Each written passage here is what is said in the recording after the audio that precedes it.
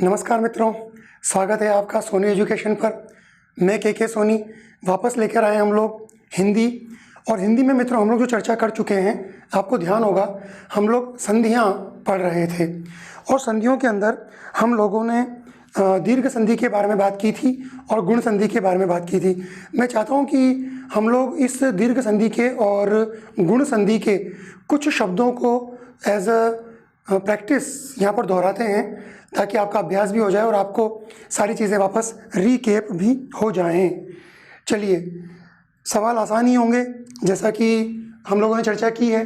कुछ एक ऐसे होंगे जो हम लोगों ने प्रैक्टिस किए हैं, कुछ ऐसे होंगे जो हमारी प्रैक्टिस के बाहर के होंगे। तो पहला सवाल है इसके अंदर। पहले जो संधि आपको करनी है वो है दीक्षा प्लस अंत। फटाफट बनाइए इसका।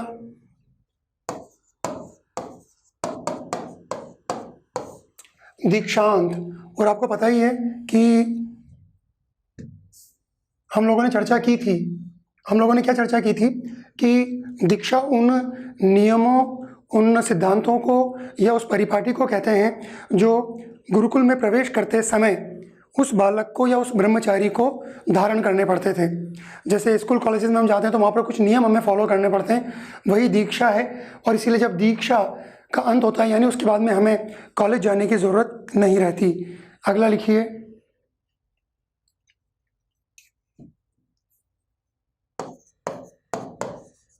अभी प्लस ईप्सा। देखिए, उपसर्ग है अभी, और इसके अंदर आपको हमेशा से पता ही है, मैंने आपको बता भी दिया था कि मात्रा हमेशा छोटी आएगी। उपसर्ग में मात्रा छोटी आएगी। ईप्सा मतलब लालसा या कामना।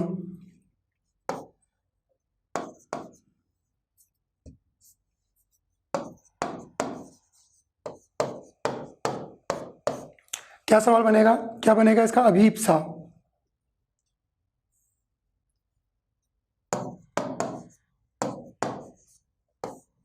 स्वस्त्री, इसका मतलब होता है बहन, बहन सिस्टर।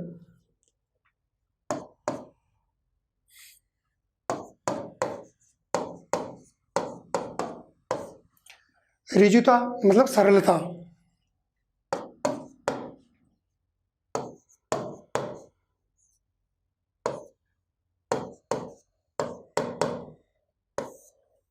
क्या शब्द बनेगा? शब्द बनेगा स्वसृजुता। क्या शब्द बना? स्वसृजुता। अभ्यास में अगला भानु प्लस उदय। हम लोग मिक्स करके बना रहे हैं सारे ये।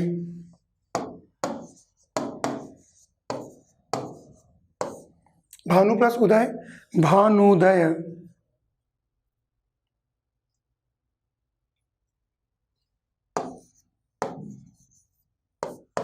वधू यानी जिसका विवाह होने वाला हो।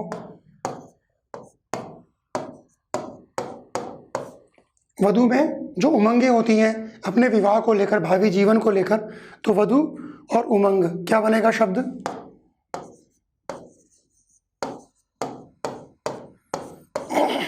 वधूमंग।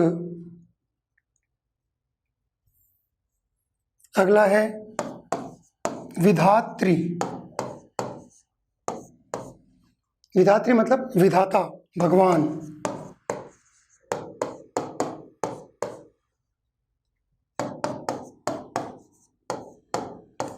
इस रीत के बारे में हमने चर्चा की थी। प्राकृतिक और नैतिक व्यवस्था किसने बनाई? विधाता ने बनाई। तो विधात्री विधाता का नियम, विधाता के नियम।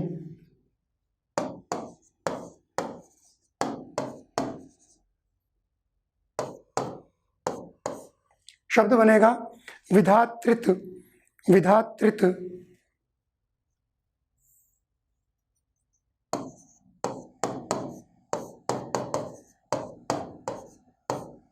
इतर प्लस इतर।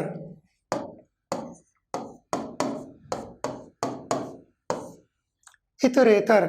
इतरेतर का मतलब क्या होता है? परस्पर। क्या मतलब निकलेगा इतरेतर का? परस्पर। इतरेतर का मतलब परस्पर,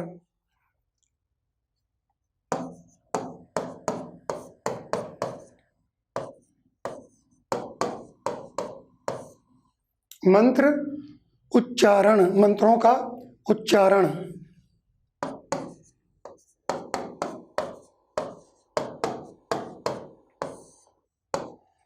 मंत्रोच्चारण,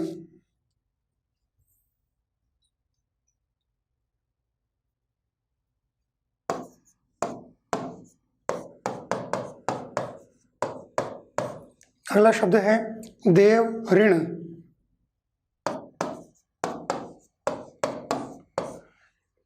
देव ऋण का देवर्ण कैसे बना आपको ध्यान आना चाहिए। गुण संधि की बात की थी हम लोगों ने कि आ के बाद में री आ जाए तो अर हो जाएगा। और आज का अंतिम शब्द, उसके बाद में हम लोग आगे चर्चा करेंगे।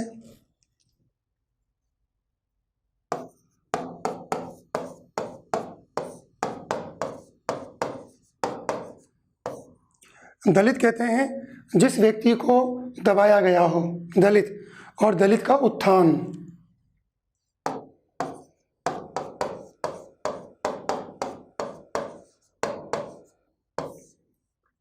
शब्द बनेगा दलितोत्थान। हमने इनको मिक्स करके इसलिए लिखा था कि हम लोग जो अभ्यास कर रहे हैं, हम लोगों ने जो दीर्घ संधि और गुण संधि पढ़ी है, उसको हम आगे पीछे करके कैसे न कैसे करके उसका अभ्यास करें। अब हम बात करेंगे अपनी अगली संधि के बारे में, और हमारी जो अगली संधि है वह है वृद्धि संधि। वृद्धि संधि के अंदर क्या चीज़ इंपॉर्टेंट है?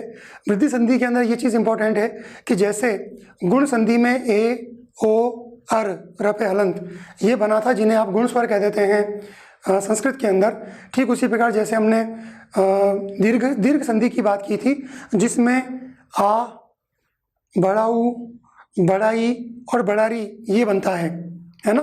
जिन लोगों को ये बात नहीं लग रही हो वो जरा वीडियोस में पीछे जाएं और हमारे पुराने वीडियोस को देखें एक बार, ताकि आपको चीज़ समझ में आए।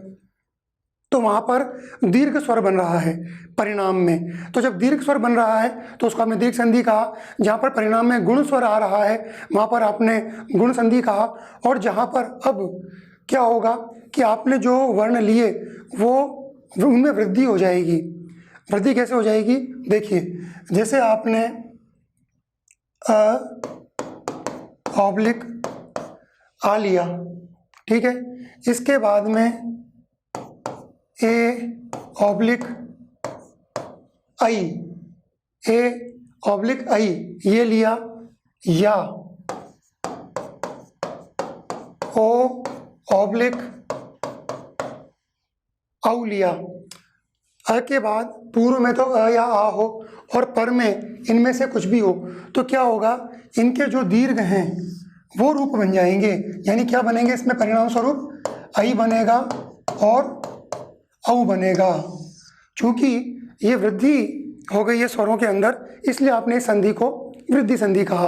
हम ऑब्वियसली सबसे पहले अ, आ और ए, ऐ वाले रूपों को लेंगे, और जो हमारा तरीका है हमेशा से, हम नियम लिखेंगे, एक परिभाषा लिखेंगे, और उसके बाद में 3-4 शब्दों को तोड़कर जोड़कर बनाएंगे और फिर अभ्यास करेंगे।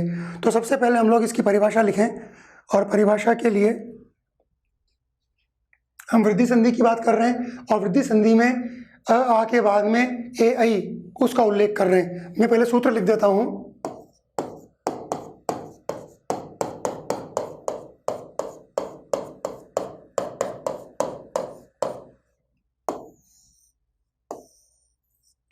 परिभाषा क्या आएगी मित्रों? अ ऑब्लिक आ के बाद पर में ए, ऐ आए तो पूर्व एवं पर दोनों मिलकर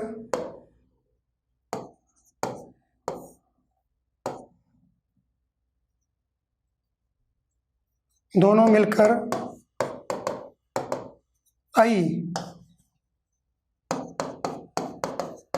हो जाएगा।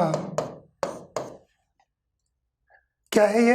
अ और आ के बाद पर में ए और ऐ आए तो पूर्व एवं पर दोनों मिलकर ऐ हो जाएगा। मैं समझता हूँ कि आपको परिभाषा समझ में आ गई होगी, और जैसा हमारी आदत में है हम लोग प्रैक्टिस करेंगे पहले तोड़कर जोड़कर। जो लोग इस वीडियो को पहली बार देख रहे हैं वो पुराने वीडियोस में जाएं, तोड़कर जोड़ने से मेरा क्या मतलब है ये आपको उन वीडियोस में समझ में आ जाएगा। तो जो मित्र पुराने हैं वो लोग तुरंत तोड़ना जोड़ना शुरू करें। हमारा शब्द है एक एक। क्या शब्द है हमारा? एक एक। जोड़िए, देखिए क्या बनता है इसको मिलाकर। वीडियो को पॉज कर दिया होगा आप लोगों ने।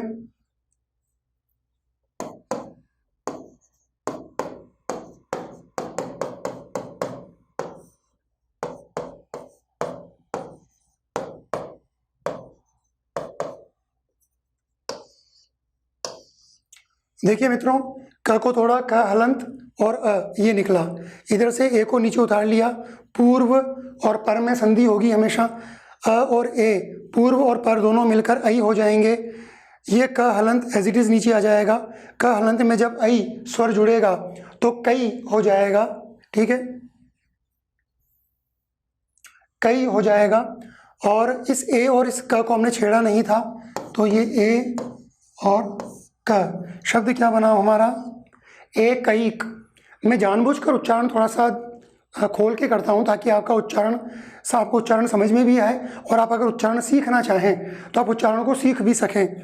मैं इसको एक एक नहीं बोल रहा हूँ, मैं एक एक बोल रहा हूँ। एक एक मतलब इसमें ऐ की मात्रा है। एक एक बोलने में तो केवल एक मात्रा आ जाएगी, एक ही, इस तरह की। मैं कौन सी मात्रा बोल रहा हूँ? मैं इसमें एक एक में दो मात्राएं बोल रहा हूँ, ऐ वाली मात्रा बोल रहा हूँ। हमारा अगला जो शब्द आएगा वो है महा प्लस ऐश्वर्य। महा प्लस ऐश्वर्य। महा का मतलब महान और ऐश्वर्य का मतलब संपन्नता, पैसे की अधिकता, सुख सुविधाएं, उन सबको हम ऐश्वर्य के रूप में देख लेते हैं। तो महा प्लस ऐश्वर्य। वीडियो को पॉज करके तोड़ के जोड़ के बनाइए मित्रों। आशा करता हूं कि आपने बना लिया होगा।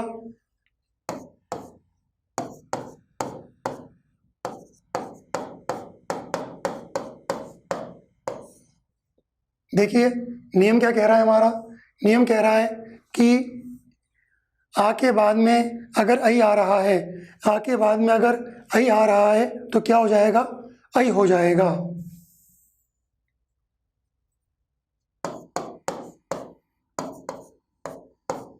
ह हलंत में ऐ जुड़ेगा तो ये हो जाएगा हई। और जिनको हमने नहीं छेड़ा है उनको एज इट इज ले लेते हैं।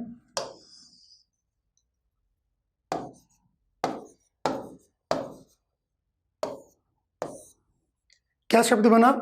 महेश्वर्य। महेश्वर्य।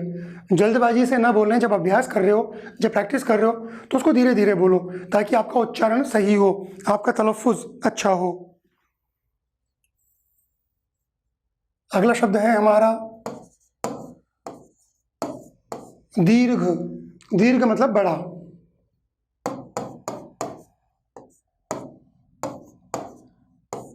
एरंड कहते हैं अरंडी को। ठीक है, तो अरंडी मतलब एरंड। तो दीर्घ यहां लिख देता हूं मैं। अरंडी का पौधा होता है, तो दीर्घ एरंड। तोड़कर जोड़कर बनाइए मित्रों इसको।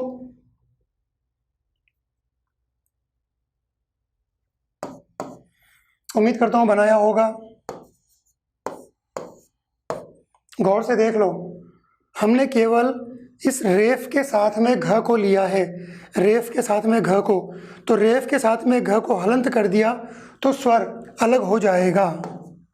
स्वर निकला अ। मैं जो रेफ की बात कर रहा हूँ ये किसी को नया लगे तो मेरे कल वाले वीडियो में देखना, वहाँ मैंने रेफ को समझाया है। र के मैंने 3 नियम उसमें बताए हैं, उन नियमों को देख जाइए, आपको चीज़ समझ में आएगी। ए को उतार लिया, उसके बाद में बनेगा आई, और ये हमने रेफ के साथ में घ हलंत को नीचे उतारा, क्या बना? घ हलंत, घ पूरा हो गया, और पूरा कैसे हुआ? आई की मात्रा जुड़ गई इसमें और रेफ जुड़ गया, तीनों चीजें जुड़ गई। अब जिनको हमने छेड़ा नहीं था उनको ले लेते हैं।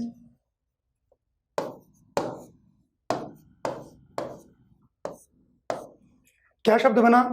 दीर्घैरंड, दीर्घैरंड, ठीक है ना, यानी बड़ा अरंडी का पौधा।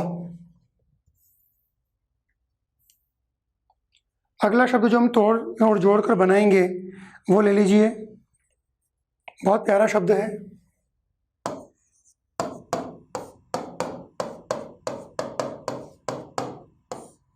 देखिए मित्रों, त्र, यहाँ पर हमने ये जो रेफ के साथ में घ उसको हलंत किया था। अब ये संयुक्त वर्ण है त्र। त्र के बारे में आप जानते ही हो कि त्र, त हलंत और र है ना, उसको मिलाकर बनाया है क्षत त्रग ज्ञ श्र, है ना, तो ये उसमें से त्र है। अब इस त्र को भी अपन हलंत करेंगे। आपने तोड़कर जोड़कर पहले बना लीजिए इसको। उम्मीद करता हूँ बनाया होगा। जब आप इस त्र को तोड़ेंगे तो त्र हलंत हो जाएगा। भले ही इसमें त और र ये जुड़े हुए हैं, लेकिन ये सब मिलकर हलंत हो जाएंगे। प्लस अ निकला इसमें से, इधर से अपन ने ए उतार लिया। अ और ए, आपने जो नियम लिखा है जरा चेक कीजिए उसको। आ के बाद में ए आई आए, तो अ के बाद में ए आ गया तो आई बन जाएगा।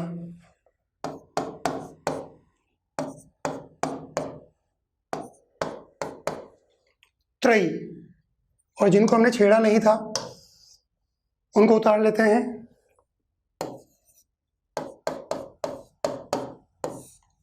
पुत्रैषणा। अब ऐषणा शब्द का मतलब क्या होता है मित्रों? ऐषणा शब्द का मतलब होता है कामना या इच्छा। मैं चीज़ों को बार बार रिपीट करता हूँ। ऑफलाइन क्लासेस में भी मेरी आदत यही रहती है कि मैं बार बार चीज़ों को रिपीट करता हूँ। मित्रों, मैंने आपको ये पहले बता दिया है कई बार कि आप एक अलग से रजिस्टर बनाओगे और जो भी शब्द नया सीखोगे जिसका अर्थ आपको नहीं आता उसको उस कॉपी में लिखोगे और उसको बार बार रिवाइज करते चलोगे, आप बार बार उसको दोहराओगे। इस तरह से आपका शब्द ज्ञान बढ़ेगा। मेरा और आपका यहाँ जो इस मंच पे मिलने का उद्देश्य है वो केवल नियमों को जानना नहीं है। नियम तो किताबों में लिखे हुए हैं, बड़े आसानी से आप लोग उसको पढ़ लोगे। और आजकल तो इसमें यूट्यूब में बहुत सारी चीज़ें आ गई कि अगर दीर्घ स्वर आ जाए तो उससे आप पहचानिए कि दीर्घ संधि है। बीच में अगर है ना आई और क्या नाम से ये औ आ जाए तो वो वृद्धि संधि है। ऐसे आपको बहुत सारी ट्रिक्स मिल जाएंगी। बात ट्रिक्स की तो है ही है और नियमों की तो है ही है, साथ में ये अभ्यास की। तो उन चीज़ों को साथ में लीजिए, उसमें अभ्यास और जोड़ दीजिए तो हमारा काम बहुत अच्छे से हो जाएगा। चलिए, 4 शब्द हो गए हैं। अब हम लोग डायरेक्ट बनाएंगे।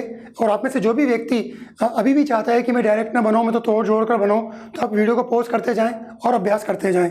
मैं आपको नए नए शब्द देता जा रहा हूं। अगला शब्द है हमारा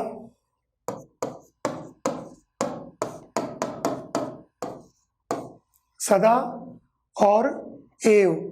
एव शब्द जो है ये एक प्रत्यय है, आप जानते ही हैं। इसका मतलब क्या होता है? इसका मतलब होता है ही और भी। ही भी होता है, भी होता है। कहीं पर ही का प्रयोग होगा, कहीं पर भी का प्रयोग होगा। तो सदा प्लस एव क्या बनेगा मित्रों?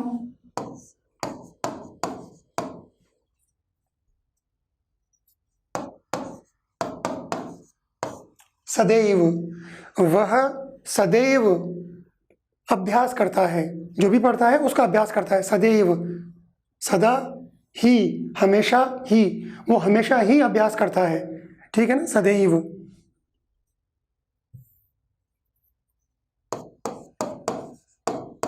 तथा प्लस एव,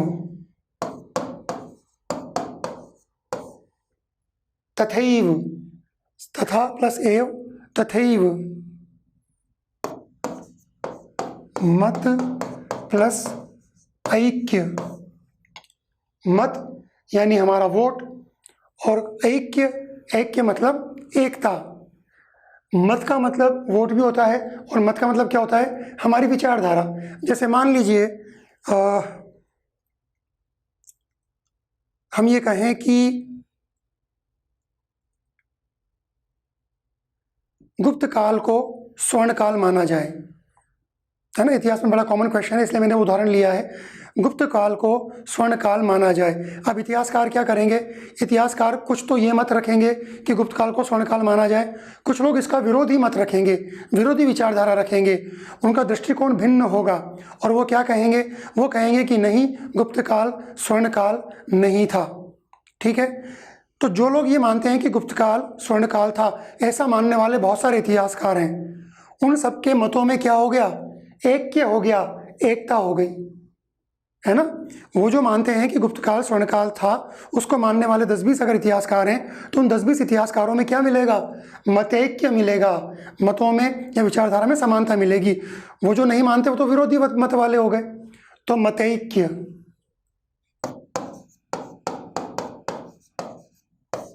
मतैक्य।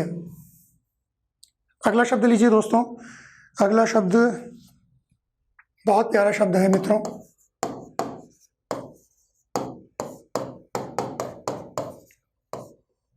वसुधा और एव। वसुधा को हमने ही भी बताया था, वसुधा को हमने भी बताया था, वसुधा एव को हमने ही भी बताया था और भी बताया था। वसुधा का मतलब होता है पृथ्वी। दोस्तों पृथ्वी नहीं होता,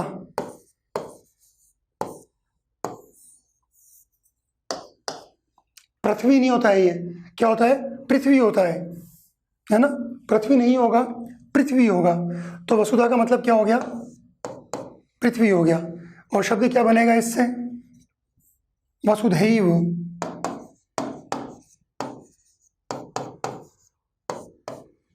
वसुधैव, पूरी की पूरी पृथ्वी ही, है ना। उदार चरिता नातु वसुधैव कुटुंबकम, जो उदार चरित्र वाले होते हैं उनके लिए पूरी वसुधा, पूरी जो दुनिया है वो ही क्या होती है, कुटुंब के समान होती है, परिजनों के समान होती है। तो वसुधा वसुधैव कुटुंबकम ये हिंदुस्तान की परंपरा रही है। हिंदुस्तानी लोग इस विचारधारा को मानते हैं, लेकिन उस विचारधारा का प्रयोग युद्ध क्षेत्र में करना उचित नहीं होता, ये बिल्कुल स्पष्ट हो जाना चाहिए। तो आपको ये सब शब्द समझ में आता है, वसुधैव आपको समझ में आता है, मतैक्य। अब मतैक्य के विपरीत बात करेंगे।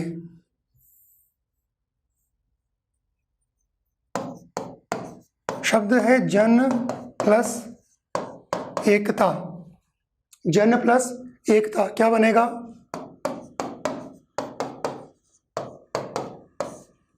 जनैकता।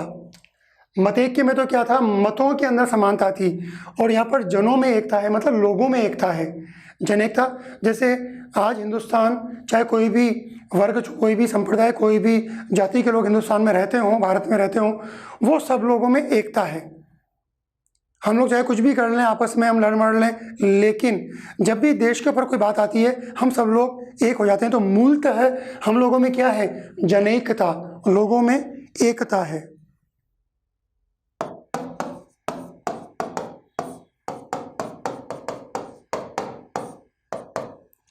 जैसे हमने बात की थी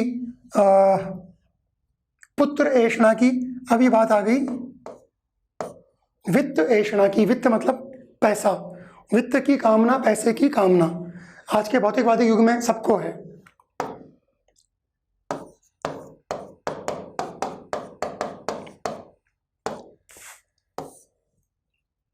वित्त ऐषणा समझ में आती है बात।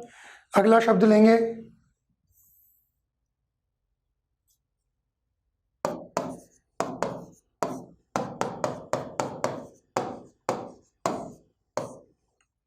ऐश्वर्य। कई रूप हो सकते हैं मानव के, मानवों में भी जो मध्यम वर्ग है उसका ऐश्वर्य अलग होगा, उच्च वर्ग का अलग होगा। यहाँ किसकी बात चल रही है, देवताओं के ऐश्वर्य की। क्या शब्द बनेगा,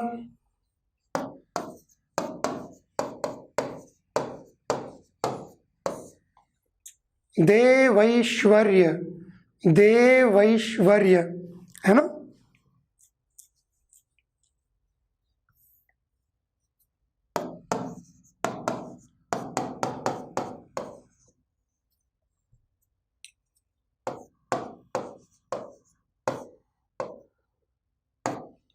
भाव प्लस ऐक्य, भावों में एकता।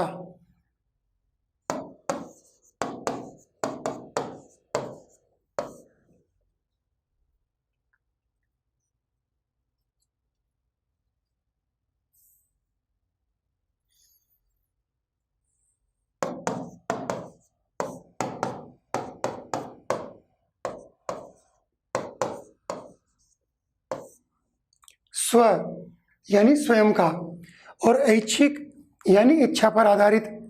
तो जो स्वयं की इच्छा पर आधारित हो उसको हमने कहा स्व ऐच्छिक। क्या बनेगा? स्वैच्छिक।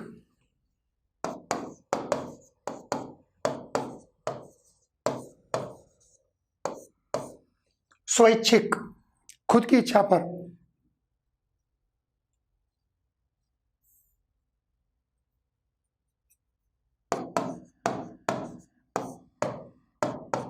परम एकांतिक, एकांतिक यानी जो एकांत में हो। परम यानी बड़ा, परम एकांतिक जो बहुत ज़्यादा आइसोलेटेड हो, परम एकांतिक।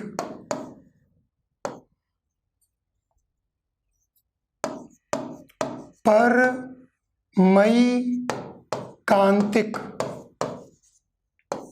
क्या शब्द बना? परमैकांतिक, परमैकांतिक।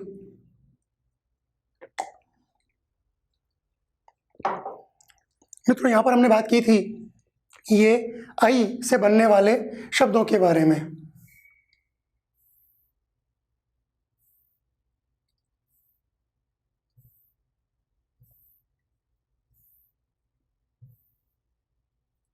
क्या थी चीज़ कि अ के बाद में ए और ऐ आ जाए। अब हम चर्चा करेंगे कि ए के बाद में अगर ओ और औ हो तो स्थिति क्या बनती है।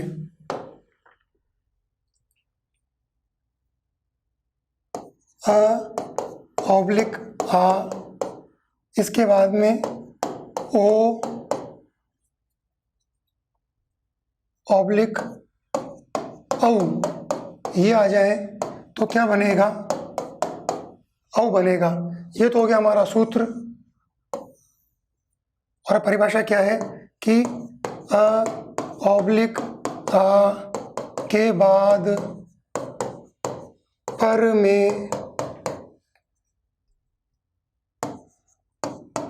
यदि ओ या औ आए तो पूर्व एवं पर मिलकर औ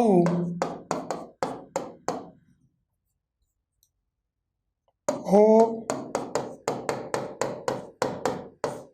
जाएगा। ठीक है मित्रों, आ के बाद पर में यदि ओ और औ आए तो ये पूर्व और पर दोनों मिलके औ हो जाएगा। पूर्व और पर आपको पता है, प्लस से पहले वाले को पूर्व बोलते हैं पूर्ववर्ती, और प्लस के बाद वाले को पर बोलते हैं परवर्ती।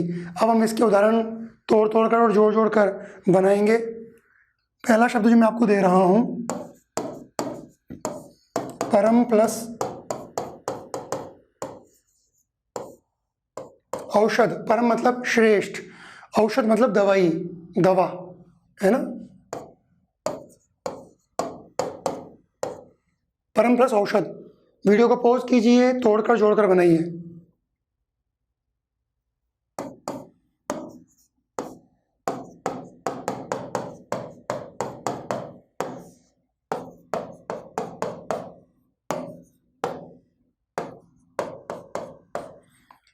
म में से म हलंत और अ अलग हुआ, औ को उतार दिया।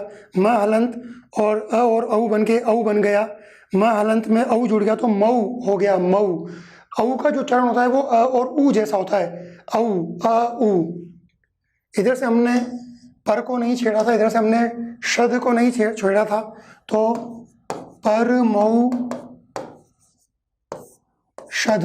मैं उम्मीद करता हूँ कि अब आपसे ये तोड़ना जोड़ना बड़ा इजीली हो जाता होगा, और मैं ये भी जानता हूँ कि आप में से कई लोगों को लगता होगा कि अब हम इससे बोर हो गए।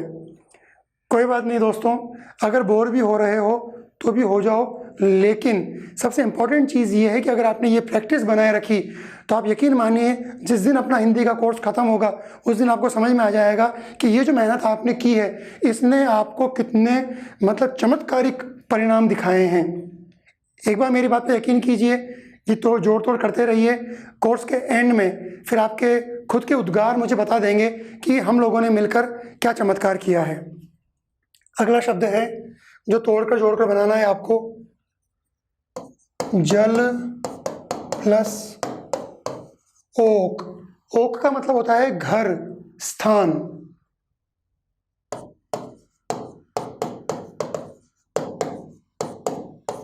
ओक ये भी होता है, ओक होता है ना, ओक से पानी पी लिया, तो ओक जो होता है ना, ओक, वो ये भी चीज़ है।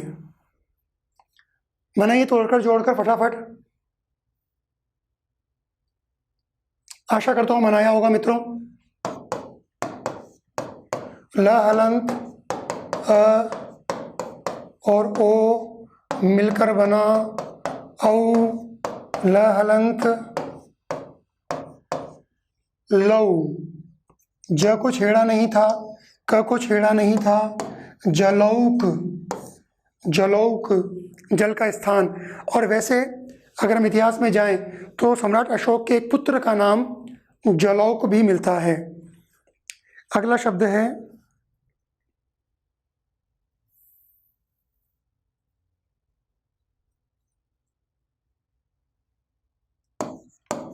परम प्लस औदार्य।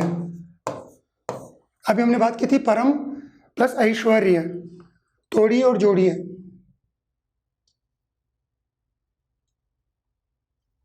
चलिए, म हलंत अ के बाद में औ, दोनों मिलकर हो गए औ। म हलंत मऊ, जिनको छेड़ा नहीं था।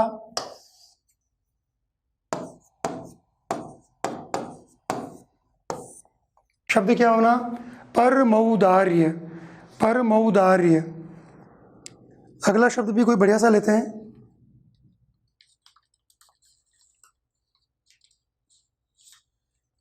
चलिए अगला शब्द लीजिए।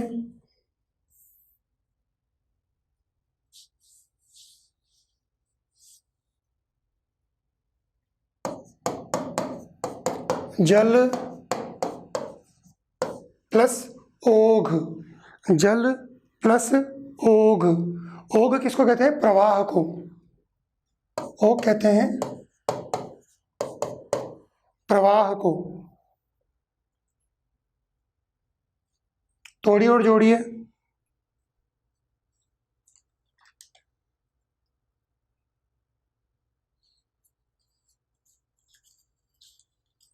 आशा करता हूं कि बना लिया होगा मित्रों आप लोगों ने। ल हलंत और अ के बाद में ओ, क्या बना?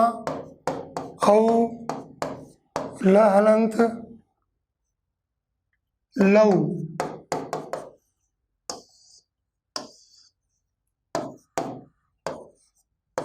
शब्द बन रहा है जलौघ। जलौघ का मतलब जल का प्रवाह। अब इसके कुछ उदाहरण भी हम देख लेते हैं। चलिए, इसके उदाहरणों में सबसे पहला उदाहरण है वन प्लस औषध। जंगल में मिलने वाली औषधि क्या बनेगा?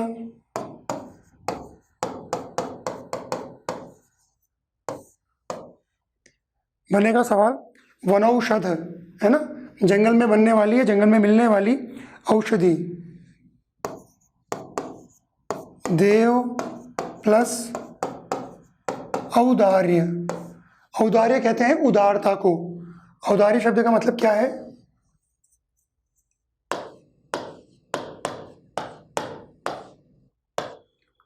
उदारता, देवता की उदारता, देवता की उदारता।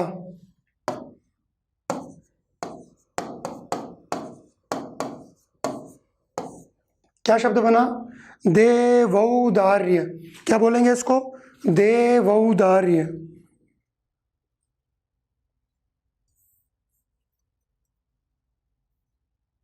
अगला शब्द है मित्रों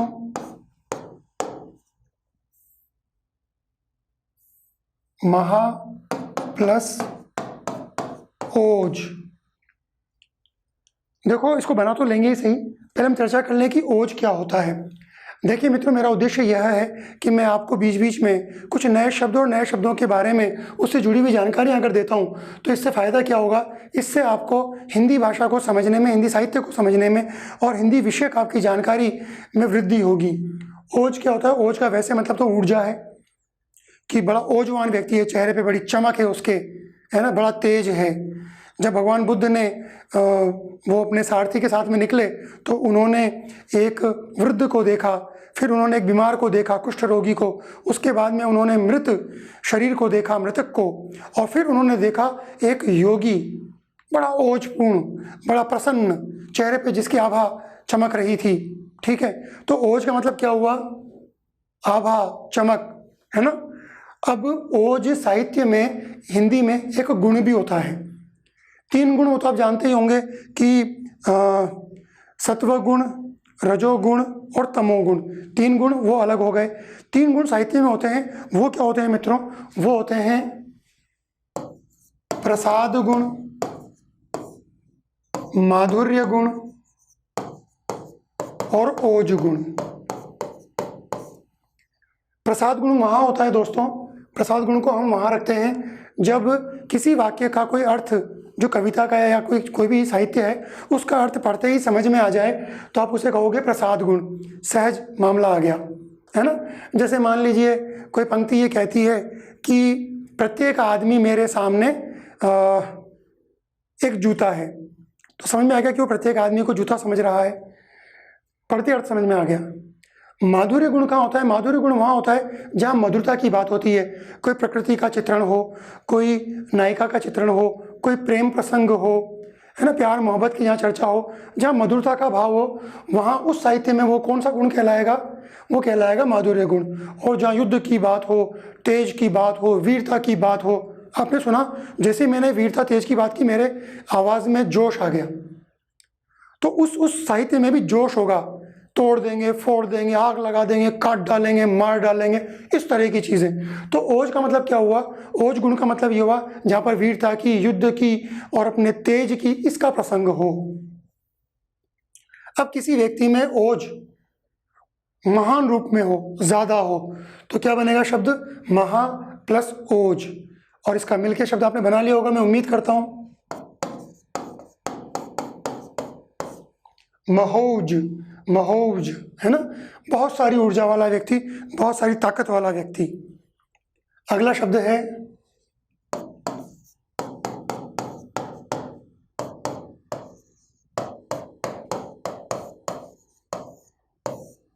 प्र प्लस औद्योगिकी।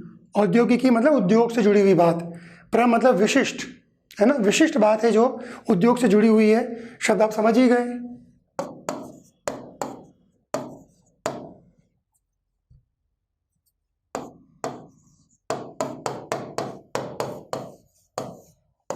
मित्रों, इस शब्द को कई सारे लोग गलत लिखते हैं। वो क्या लिखते हैं? वो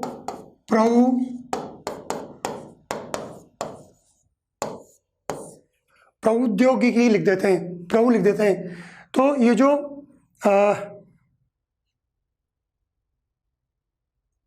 सही है, प्रौद्योगिकी सही शब्द बनेगा। कुछ लोग ऊपर वाला जो शब्द है ना वो लिखते हैं गलत, थोड़ा कन्फ्यूजन हो गया मुझे। वो लिखते हैं प्रौद्योगिकी, प्रौद्योगिकी, तो प्रौद्योगिकी नहीं होगा, प्रौद्योगिकी होगा। प्रौ, क्योंकि प्र के बाद में औ आ जाएगा तो प्रौ बन जाएगा। इस शब्द को एक बॉक्स में लिखकर क्रॉस कर दीजिए और इसको सही कर दीजिए। ये सही और गलत, ये चीज़ें हम लोग साथ साथ में समझते चलेंगे। प्रौद्योगिकी। अगले शब्द पर आ जाओ।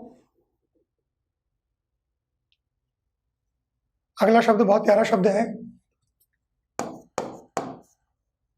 अत्यंत औपचारिक।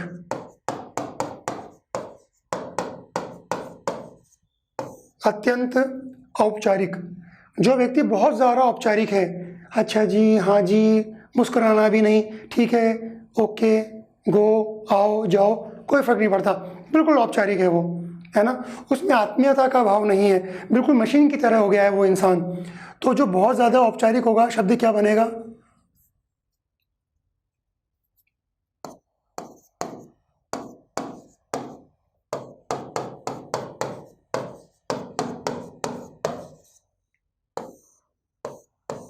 शब्द क्या बनेगा?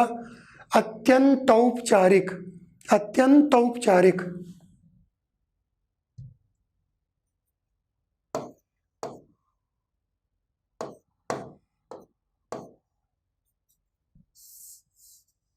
दोबारा लिख देता हूं मैं,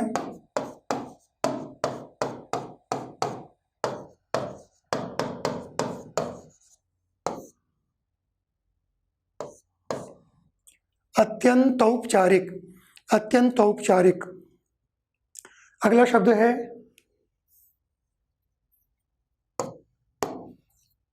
मित्रों, हम जब बोलते हैं तो बोलते समय हमारे ओष्ठ या होठ हिलते हैं। तो होठ किसको कहते हैं? तो आप कहोगे साहब दोनों को ही होठ कहते हैं। एक शब्द होता है अधर, वो क्या होता है मित्रों? तो आप कहोगे अधर भी दोनों को ही कहते हैं। ऐसा नहीं है मित्रों, हमारे इन दोनों जो अंग हैं इनमें एक अधर है और एक ओष्ठ है, और उसका मतलब आपको अभी समझ में आ जाएगा।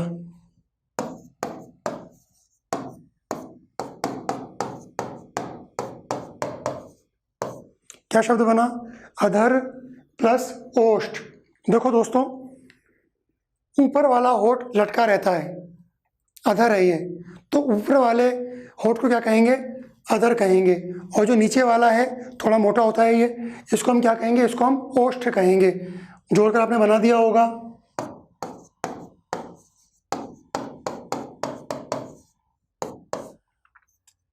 अधरोष्ठ, क्या बोलेंगे इसको? अधरोष्ठ। और अधरोष्ठ का मतलब क्या निकला? दोनों प्रकार के दोनों प्रकार के होठ, ऊपर वाला अधर, नीचे वाला ओष्ठ। मित्रों, हम लोगों ने आज वृद्धि संधि को समझने का प्रयास किया। मैं उम्मीद करता हूं कि आपको समझ में आई होगी, आपने अभ्यास भी किया होगा। और मैं बार बार चीज़ों को रिपीट करता हूं कि आप अपने पास जो भी किताबें आपके पास में हैं उनसे अपने इस शब्द ज्ञान को बढ़ाएं, और पुस्तक के अंदर कोई भी शब्द आपको मिलता है उस शब्द का अर्थ एक डिक्शनरी ले लें, हिंदी से हिंदी, उसमें चेक करें। और अगर आपको लगता है कि आपको किसी शब्द का अर्थ नहीं मिल रहा तो आप कमेंट बॉक्स में डालें। मैं कोशिश करूँगा कि मैं उसका उत्तर दे सकूँ। और अपना अगला जो सेक्शन चलेगा, अगली जो क्लास चलेगी वो चलेगी संधियों के अंदर, स्वर संधियों के अंदर ही यण संधि के बारे में। तो तैयार हो जाइए यण संधि के लिए, और तब तक अपने मित्र के सोनी को अनुमति दीजिए दोस्तों। नमस्कार।